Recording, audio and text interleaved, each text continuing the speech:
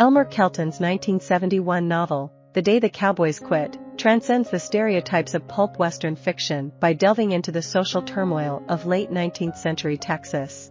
Drawing inspiration from the historical Great Canadian River Cowboy Strike of 1883, the book confronts the clash between tradition and change. The narrative revolves around Hugh Hitchcock, an honorable cowboy who reluctantly leads the fight against forces seeking to curtail the freedoms of the frontier.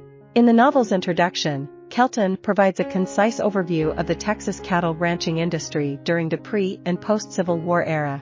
Ranch owners and their hired cowboys operated through an unspoken partnership governed by unwritten rules.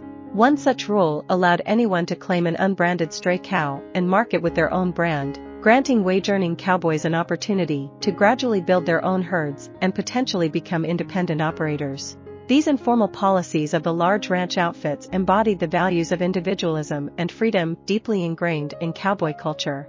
The protagonist, Hitchcock, is a seasoned cowboy in his 30s who serves as the wagon boss on the W Ranch situated in the Canadian River region of Texas. The W Ranch, owned by Charlie Wade, one of the region's pioneering ranchers, earns Hitch's admiration for its fair treatment of cowboys and competitive wages. Reflecting on the real lives of cowboys, Hitch dispels the popular notion that they are always armed with guns. Instead, he emphasizes their mastery of horsemanship and the long hours spent in the saddle tending to cattle. Genuine cowboys take great pride in their horsemanship and independence, and according to Hitch's observations, this desire for autonomy sparked the strike. He reflects, looking back, it started the day Rascal McGinty and the Figure 4 rep engaged in a heated argument over the ownership of an aging cow. Dayton Brumley, representing wealthy investor Prosper Selkirk and his Figure 4 cattle operation, claims the cow belongs to Selkirk. Rascal, along with his brother-in-law, who both work on the W Ranch, insists that the cow is part of the small herd they have managed to assemble. They seek Hitch's intervention to settle the dispute, but he admits his inability to decipher the poorly executed brand. Eventually, Wade arrives and affirms that the brand on the cow is LR, belonging to the McGinty brothers. Later that evening, while Wade and his cowhands gather around a campfire, Prosper Selkirk makes an appearance.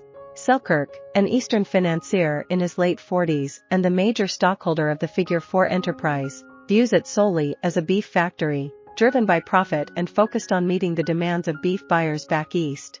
He opposes the tradition of trust and argues that hired cowboys acquiring makeshift herds by branding mavericks are essentially stealing and rebranding cattle already marked by ranch brands.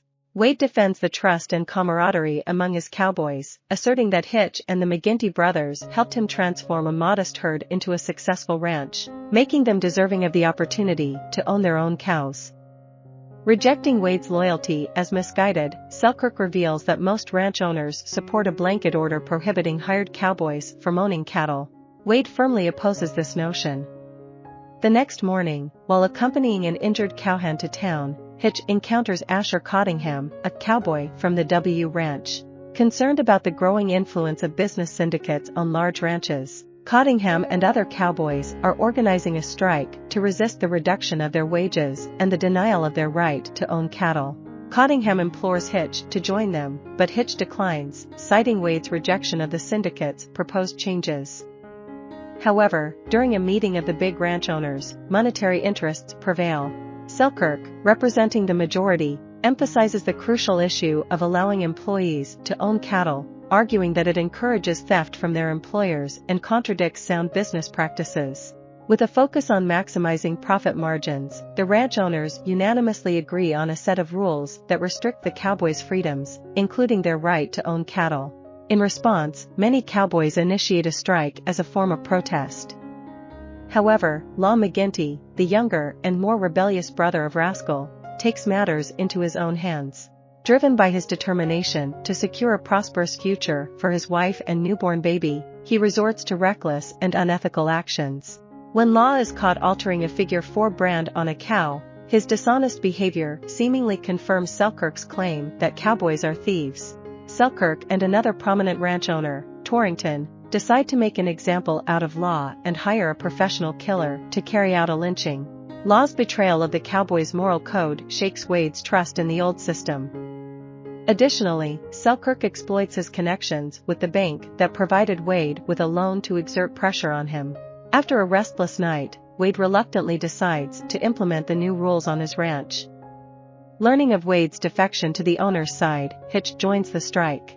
Unfortunately, the strike ultimately fails, and the ranch managers achieve their desired outcome.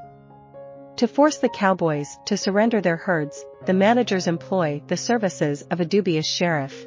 Hitch takes measures to safeguard his small herd by relocating his cows beyond the sheriff's reach, crossing the county line. However, the sheriff disregards the jurisdiction boundaries and forcefully seizes Hitch's cows. In the subsequent election, the dissatisfied cowboys elect Hitch as their sheriff. He arrests Torrington, charging him with the murder of Law McGinty. During the trial, the jury reaches a deadlock, resulting in a hung jury. The prosecuting lawyer recognizes that even a hung jury signifies a shift and a cautionary signal that the rugged ways of the West are coming to an end. The inevitability of change serves as a central theme in Kelton's novel.